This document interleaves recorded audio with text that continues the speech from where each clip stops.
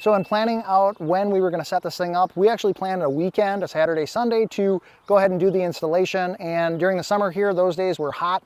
So we found it was helpful to set up an easy up tent next to us. That also allowed us to put any pieces underneath it. One, so they wouldn't heat up in the sunshine. Two, they'd stay dry if we did get any rain while we were trying to do the installation. So having an easy up and putting some chairs out there, getting yourself some water, maybe some snacks, getting all that prepped while you're doing the installation is going to make things a lot easier, a lot more comfortable as you're doing all the work. Now, in my opinion, it's probably not the best idea to try installing a gazebo like this by yourself. My wife and I worked on setting this thing up, but we also called some friends and family over, and I think altogether we had at least 5 people working on the install. You probably don't need 5 people for the entire time, but where having all those people makes a difference is when you're doing the initial construction. So when you are setting up all the posts, when you are putting the horizontal frame and getting ready for the frame for the roof, having all those people there, you can have 1 or 2 people holding the posts while another person is screwing all the screws in. We had 2 people screwing screws in while somebody else was holding one of the horizontal beams,